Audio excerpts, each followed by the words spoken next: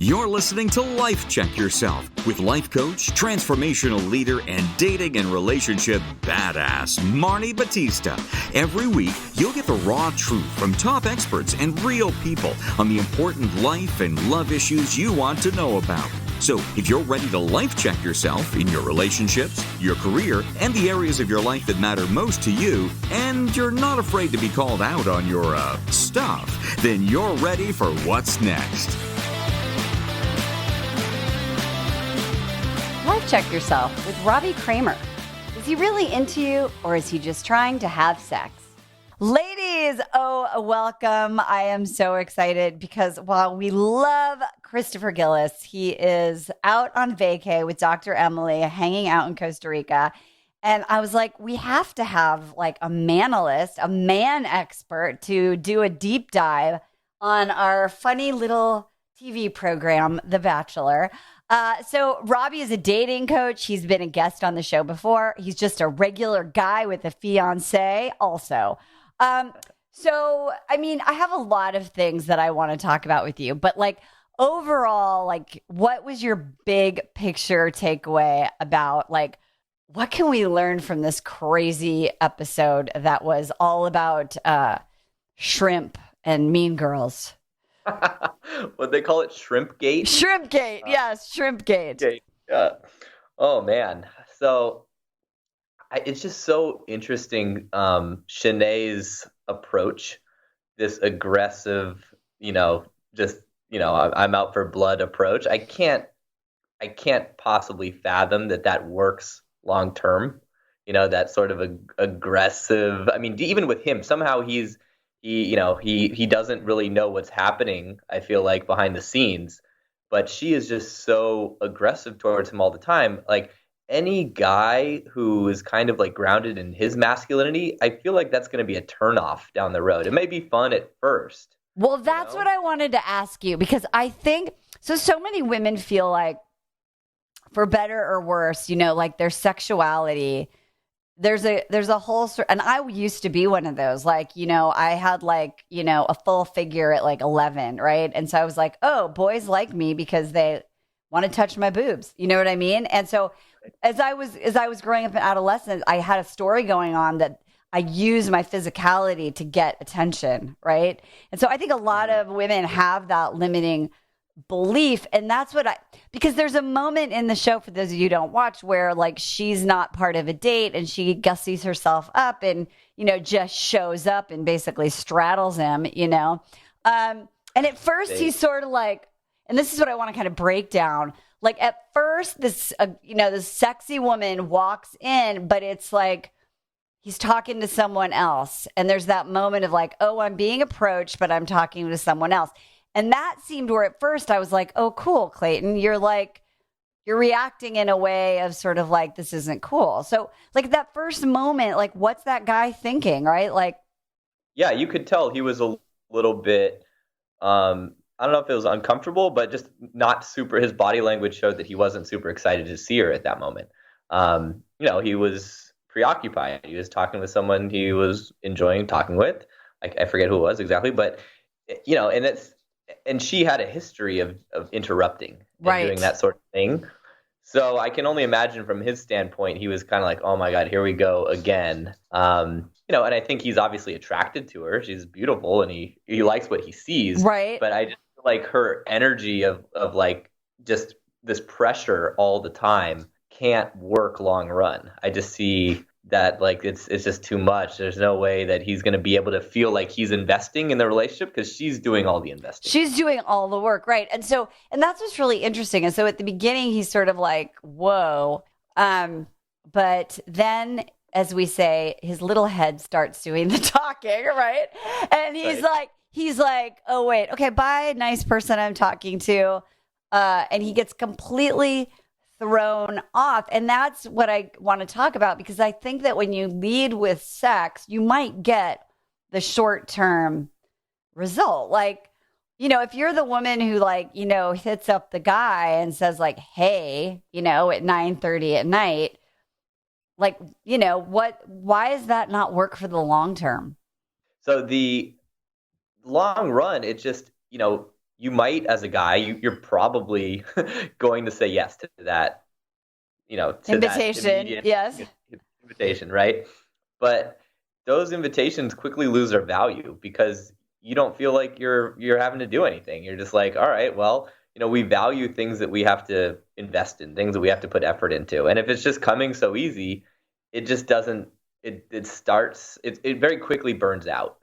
And I've had that experience many times where the second I felt like I no longer have to do anything, I can literally like just be lazy and she's going to do all the work. She's going to, seek me out, as especially like I loved the chase. Like I enjoy the process of courting a woman. And I know it's kind of like my job to advance things. But when she's doing everything for me to the point where I don't even have to do anything, then I'm just like, all right, first, I think there's something wrong with her. Because right. That's interesting, right? You're like, why is she working so hard to sell me? Right. Exactly. I either feel like something's wrong with her or she's just like in this place where, I don't know, maybe I'm just like a means to an end. Maybe she's not really that interested in me. Maybe she just wants to, hook up and get over an ex or something like that. So I start to question all of her motives at that point. Well, yeah. And it's like, are you just seeking validation? And I know this, we know in the context that this is a show, and it's really odd just as a show, by the way, like this is really rare that a woman is so out there about winning, like not really giving a shit about at all, like just loud and proud about it. Usually they're like a little more subtle. So I do think that in reality, there are some women, and we talked about this last week, where you just want to win, right? You just want to get the hot guy, right? Like, and you're doing that for some sort of external validation. And I do think in our development, like, I work with a lot of women who've been divorced. I was sort of like that in my own divorce post, where I was like, wait, I could do whatever I want, right? Like, I'm not the nerdy high school girl anymore, right? So there's value in that, but it's not really going to help you for the long term. But yet, so he does throw her up on the counter, the bar counter, and she walks out. Now, here's what's interesting is, and we don't know about like overall whether he knows what's going on. He came out in the last, like, I think 24, 36 hours from our recording this saying like, I had no idea that was going on. Like, I apologize. He's kind of embarrassed about it, which leads me to my next question. And somebody actually asked me this the other day. When do you apologize? Like, when you do your work and you're like, oh my God, I treated my ex like shit, or I was totally this way, or I shouldn't have done that. When is it okay to apologize? Do you need to go back and do those repair things? And how do you know if it's sincere or it's just an attempt to get back together with someone? That's a great question. So I think when you need to apologize I think the reason why I have done this in the past, and it was usually, I did it for myself. It wasn't like, obviously I thought they would appreciate it. Right. But it was something that was just bothering me. It was kind of in my own space. And I felt like I needed to address it. And apology was due. And it was, maybe I was just feeling guilty or whatever it was. And every time I did it, looking back, there's only one instance where the ex-girlfriend, I cheated on her. Yeah. So, I totally understand why she wouldn't accept my apology. Right. Right. But I was kind of carrying that around like years later, and I had never really forgiven myself. Yeah. And when I spoke to a therapist about it, she's like, you actually need to forgive yourself because, you made a mistake. People make mistakes. And if that requires you calling her and apologizing, or just at least kind of having a dialogue, that probably allow you to move past it. And she didn't accept my apology. She didn't really want to hear from me. She said, never contact me again. But I was able to move past it at that point. And here's the key point, ladies, is like the relationship is over. And in this instant Clayton, like it's over, right? We don't know if he ends up with someone, but they recorded this months and months ago. It comes out, he's watching it. It still shocks me that these people don't see their season until they have to watch it in real time. Talk about horrifying. How do you sleep at night, like in the months in between? Same with the women. I was thinking of just how maybe horrible Elizabeth was feeling when they shot this episode, when she got, she didn't Booted. get the rope. Yeah. She got booted. And then now she gets to watch it and maybe finally get some redemption, but at the same time being like, you are so evil. Like, come on, Shanae. Like, how could you be this, like, evil? Like, she's getting a ton. I mean, I was doing a little research. She apparently, her Instagram account disappeared for a couple of days. She's saying it was hacked into. I don't know. I don't know. I mean, they do, cast a villain. It is a TV, and that's like a whole other conversation I was having with my adult daughter about the future of television and how there's so much rightness that needs to be had in society right now, that I do understand how these television producers are like, I mean, drama often comes at the expense of people living in the hurt part of themselves. Right. Right. And saying things that are completely unacceptable. Yet there's in a story, there's got to be a hero and a villain. So, but Lord, they totally have to do that. And there's so much time that they're editing out, right? And it's so easy for them to paint a different picture with just like clips and bites. So as the watcher, you don't know if this is even reality. And it's crazy. I was actually on a reality TV show once, just for one, like a game show. Oh yeah. And the finished product was so wildly different from what actually happened, and they managed to make it work. But what game show were you on? It was called Instant Recall. So it was like this hidden camera game show. I thought I was going to a party with my girlfriend. Instead, I walked into an intervention, and they were filming the whole thing. And like I was the person that was like, I was in the limelight without knowing it. Oh and my God! Eventually, as it got more and more awkward, they did this big reveal, and everyone comes running out and like, you're on a game show. And then I had to answer. It was actually at the Bachelor mansion. Oh my God, you've been in that mansion. How much dust and... Oh, it's not very nice. No, that's what I've heard. It's not very nice. And what a great metaphor for my next question, by the way. Because this happens, I mean, I have a client going through this right now.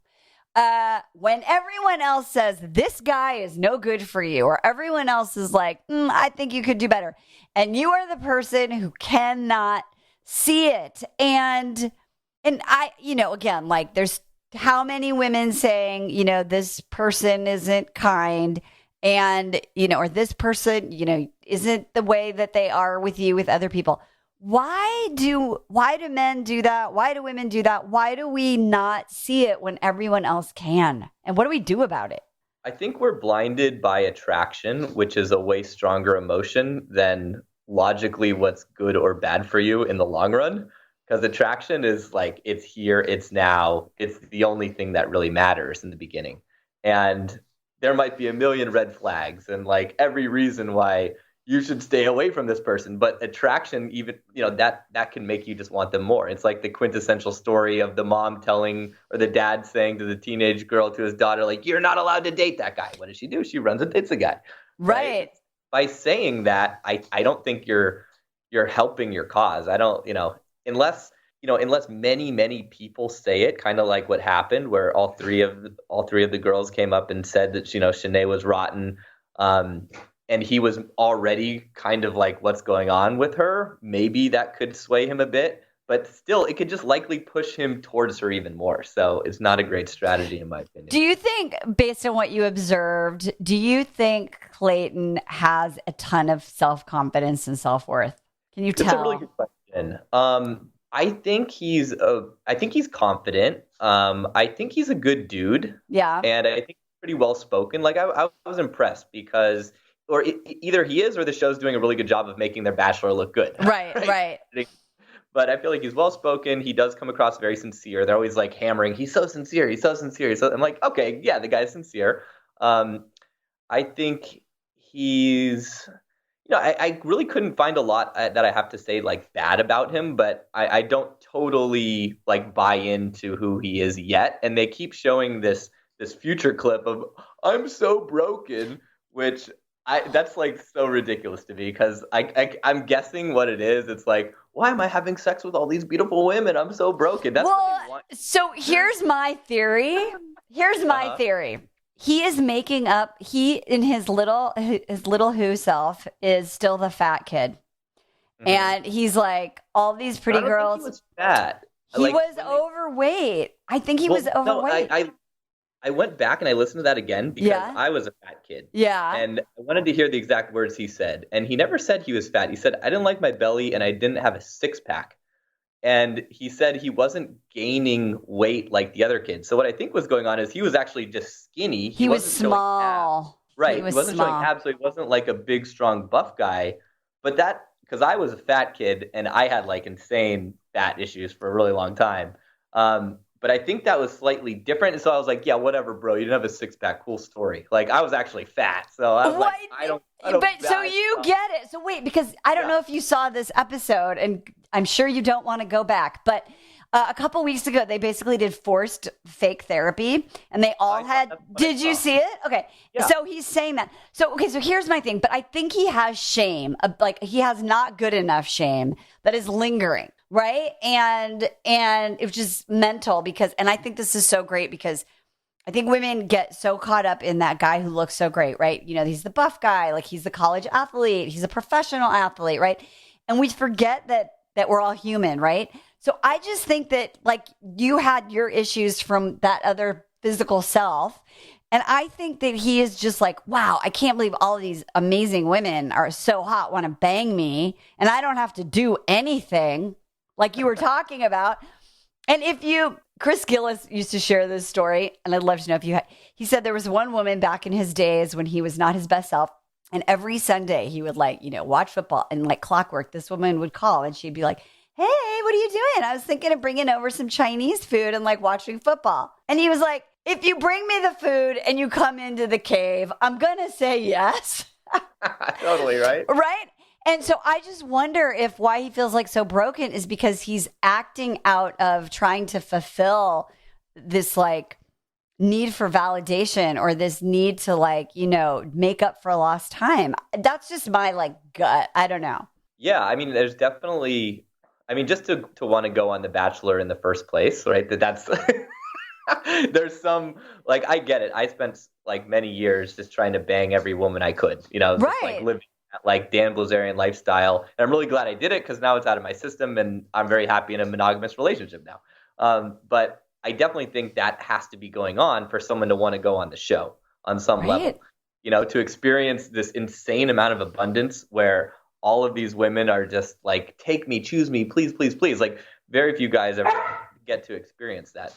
Right. No, absolutely. Well, yeah, very few guys get to experience. And they're like, they try and like paint a picture of these characters. Cause like I always say when we talk about the show, these are all characters. Like we don't really know the real person, but they're like, oh, he's from the Midwest. He's like, genuine. And, look at Colton, the other football hero who ends up coming out, right? Like 2 years later.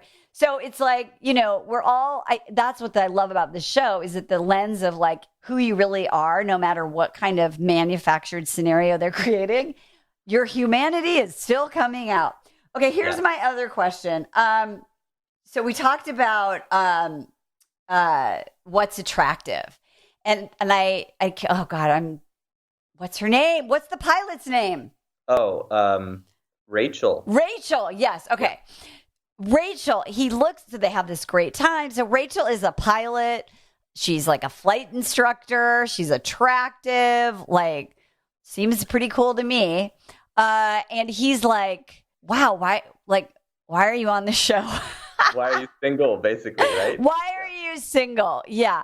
And and also she talks about, how she wants to have this career and her ex was like, that's not going to work. I don't want you to be bigger than me or a bright light or whatever it is.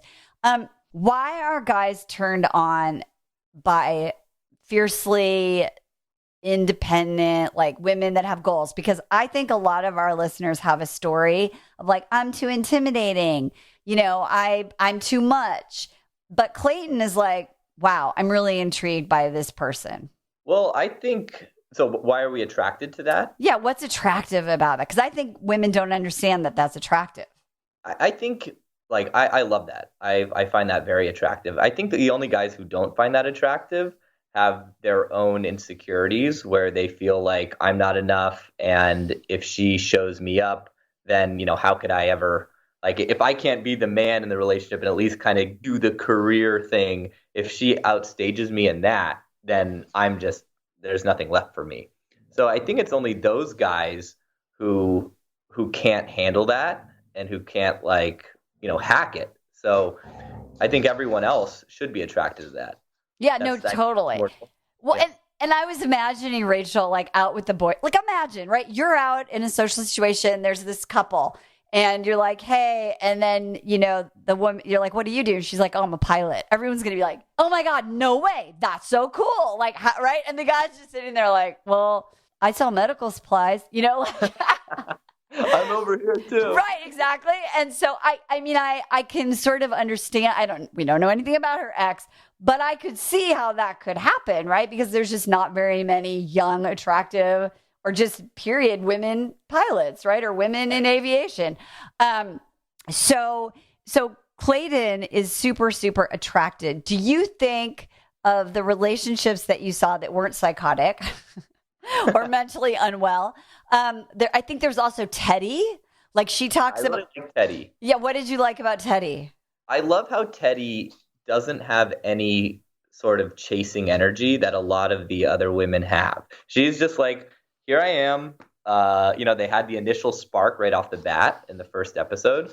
And she's just, she's a little bit, I think she's younger and she's a virgin. So I missed that detail, Robbie. Really? Yeah. She's got that. I definitely got that. So she, you're like, Clayton's like, Right. Yeah.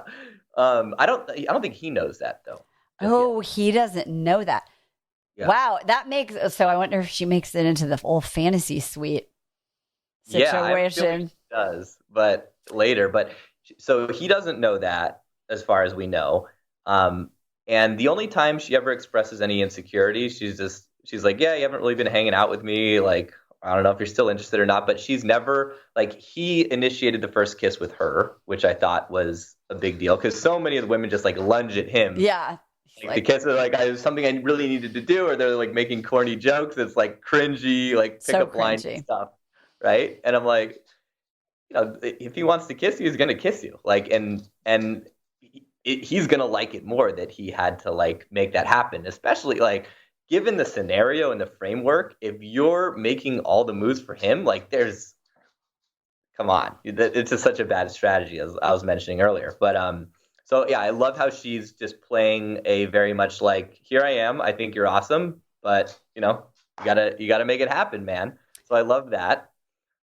She also exposes a vulnerability, I thought, in a really classy way. When she talks about like, I had this insecurity like from before that I didn't get validation from my dad. And I just am making sure that that's not, like I get that was going on for me, but I'm not about that. Did you notice that? Yeah, she did. I thought that was cool that she was like, I'm obviously like working on this and I'm not trying to bring it here. And I was like, wow, that was like very grown up, conscious of you and adult of you, I guess you could say.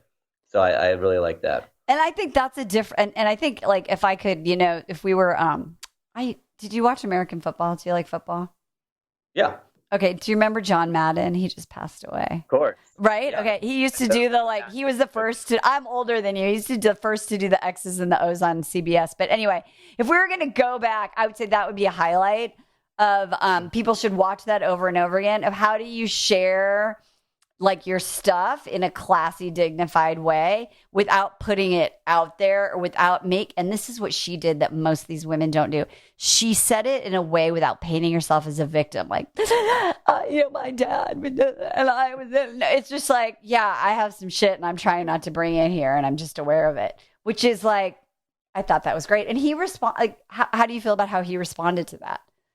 I don't remember exactly, but I thought it was, no red flags went off. Everything seemed He was like, good. Yeah, he was like, yeah, I sort of get that too. And I was like that too, right?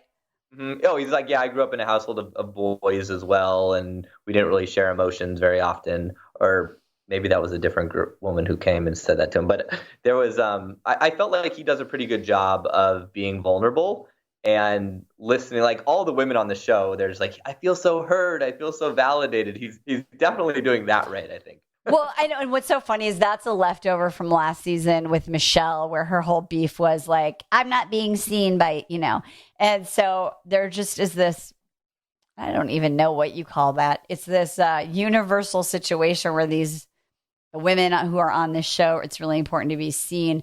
I think it's a fine line of like being seen versus also like, pick me. Do you see me? Like, give me attention. And I just want women to like, just notice for yourself. Like, are you doing that? Or are you like, you're hearing me? In that interaction with Clayton and Teddy, I felt like she was, like vulnerable in a way that created connection, rather than being like victim-y and gross. So who do you think like gave the best date vibes? Like energy on the date, interested but not aggressive, and why? I love the date vibes from the one where they had to sing in downtown LA together. Oh, yeah. Yes. I forget her name. Me too.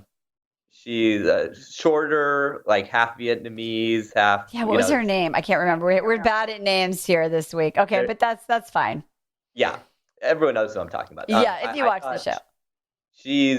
I really liked like her approach as well. I felt like she was very genuine and sweet and the right amount of, like investing in him and allowing him to invest in her. So I really thought her energy was great, and they seemed to really hit it off. I think he gave her a rose right after that date. Yes, he has definitely been giving out roses on dates. Do you think that there is a front runner? Good question. I don't know. It seems so focused on the drama. Which have to do that as TV, of course. But I think he kind of secretly has one eye. I could be totally wrong at this, but I'm going to throw it out there in case I'm right, so I can say. Okay, I was right. I think he's got a secret thing for Genevieve, and we just haven't really seen that yet because they had a cool meeting. I think it was on the first episode, and I think she's cool.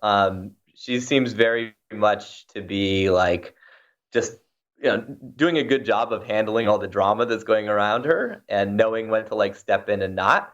And they haven't had a ton of time together since that first shot, but I think there's like a special connection there that we'll see more of. That's my guess. Yeah, it's so, and I was thinking about, we'll wrap up talking about this, is like when there's all this drama going on and there are these women that are not getting involved in it, and there's this old saying like, you don't have to attend every argument you're invited to. And, I just am wondering, like, what is it that makes some of these women, and I know, and I'm sure some of our listeners are these people, but when there's going to be drama, there's going to be a story, there's going to be a triangulation. They want to just jump into it. Like they need to be right. And where's that coming from? And is that a red flag for just like being in a relationship with that person? Well, I think with Genevieve in particular, she was kind of sucked into it. And she didn't just jump in, or she felt like she had something to say that furthered the conversation. And that's kind of what I look for. Like if someone seems to be high drama, I'm really looking for, are they creating drama? Are they like, ooh, drama, I'm going to run towards that because I like conflict and I like to be in that energy? that's going to be a red flag for me because I hate drama and I'm very low key and I don't mind if obviously anyone I date is going to be more dramatic than me, and that's kind of fun. Right. like, but someone who's like looking for drama and just looking to like create tension when there doesn't need to be, that's really the red flag that I'm looking for. Yeah, and I think, it's interesting because there's with this Elizabeth thing, it's like Elizabeth in the last episode, like Elizabeth wasn't saying anything. Yeah. She was just like, fuck this. Totally. And she had these advocates, and so it's like there's a really fine line of when do you just let it go and not need to be right? And I think that was super classy on Elizabeth's part. Mm-hmm. For the most part, she tried to just be in her own space. And then Clayton is like over listening in the background of this argument. He said recently that he thought that was just drama, but from the way they edited it, I was still sort of like, how could you not, like, still in the drama, who was being the most, like, saying the most obnoxious things, right? Like, Right. It was still Shanae. Yeah. Yeah, there was really nothing. I felt like Elizabeth was very graceful how she handled the whole thing. I couldn't really ever say like, I was impressed, and I was embarrassed for Clayton that again, it could be the editing, but I was like, come on, man, like, how do you not see this? Like, there's so many murmurings of everyone saying like, this chick sucks, she's psycho. You're listening to the conversation. She's accusing Elizabeth of lying. She's gaslighting everyone. She's just like so aggressive. How can you not just be like, all right, chick is cray, like, yeah, like back up. And this yeah, bang her. Like, I think that's either they're editing it or he just really wants to bang her because it's and the thing is, ladies, if like there's that guy, like he's not ready. Like he might be saying, he's like looking for a relationship, but if there's still that attraction and that he just isn't able to get past his own sexual desires and urges, like it's just like be cautious and concerned. Like if I were sitting in that room, I'd be like, and this has happened on other seasons where there are moments where the rest of the cast is like, I'm starting to get a little concerned about Bachelor or Bachelorette because they're into this person. And that's concerning for me because they might not be my match. And I think that because Clayton isn't confident enough, he's not standing up for himself, meaning that in most recent seasons, probably late 2021, 2022, we see the lead saying, I'm going to get rid of the drama person, and they go right away. Old school Bachelor was they would like keep, it was almost like they were keeping them around just for the show. And, right. And he's not doing that. So another concern for me is like, he's not advocating for himself. He's not able to say like, yes, I want to bang her, but also, and so my big picture so far takeaway on Clayton is this boy is not ready for a serious long-term relationship. Yeah, I think that's spot on because he's complaining about drama. He's canceling dates because of drama. And here's the high drama person. There's no doubt who she is. If you don't want the drama, just say bye. But he just keeps bringing her back. So I just think he wants to bang her. And I totally agree. I don't think he's ready for it. He's just like basking in all the attention and validation and glory and just like, like I get it. It's great, but you're on the show to, put a ring on it. So allegedly. Yeah. And then I follow this dude, Dave Neal, who does these little Bachelor YouTube things. And he showed a clip of Clayton starting his, I'm using air quotes, fitness Instagram. I'm using this platform to talk about fitness. It's like bullshit. You're just going to sell fab fun boxes like everybody fucking else in Bachelor Nation. But that's okay. Becoming a reality star is now an official career. So that's what you want to be when you grow up. Football didn't work. Go for it. All right. Closing thoughts. I think you're coming on next week too, right? Yeah, I'll be on next week. All right. So what are you looking forward to? What do we want to watch out for next week? And second question to close is like, so what should ladies take away about their own dating lives from this episode? So I think you should watch out for both Susie, and I think she was really cool. I think she's, I like her vibe, so watch her. Very graceful, very like cool, down to earth, very attractive, like from a personality. Of course, she's beautiful too, but she stood out to me. And then the girl who's like really funny, she's very interesting. She brought the pillow to say, like, oh yeah. Yeah, because she's just like a great example of like how to be cute and like use humor. And I just find her like really adorable. And even though she's like a lot, she's still fun. So, all right, we're going to watch for those two ladies. And then what's your overall like takeaway, best piece of dating advice for women after watching this most Shrimpgate episode recent? I mean, I would just say that like, what I mentioned before, like you've got to let the guy invest.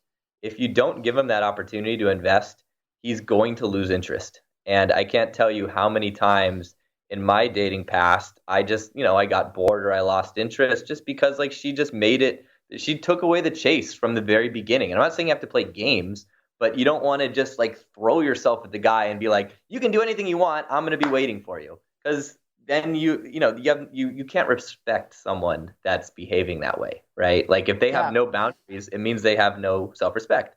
And I don't want to be with someone who doesn't have self-respect because they're probably not going to respect me. So I love that. So ladies, don't send that text. That one that you keep thinking that you're going to text, the one you're asking your friends, should you send it? No, just don't. Take a breath. Wait till next week. Let's see what Robbie has to say. Robbie, thank you for being here. Thank you for investing your time and your heart and your life, like your life's energy into this crazy ass reality show so that we can discuss it. You did a great job. Ladies, whatever you do, don't forget, life check yourself. We'll see you next time. Bye-bye. Hey, thanks for tuning into today's show. So if being in an intimate relationship in which you feel 100% seen, heard, and accepted by a high caliber man is a priority for you right now, and you're interested in seeing if you're a fit for working with me and my team at Dating with Dignity, here's what I want you to do. Just head over to DWD VIP, that's D as in dating, W, D as in dating, VIP.com, and book a call to speak with my team. We'll get on the phone with you for about 60 minutes, and you'll get crystal clear on what's stopping you from finding true love right now. We'll also take a look at what you want to create, what you want your whole life to look like when you're able to finally be fully expressed as a woman in a healthy relationship with an incredible guy. And if we can help you get from where you are right now to where you want to be, we will show you the fastest path possible that makes sense for you to do that. We help smart, successful women all over the world solve this one missing piece in their life so they can finally have it all. So to see if we can help you do the same thing, head over to DWDVIP.com. I'm Marni Batista, and let's talk soon.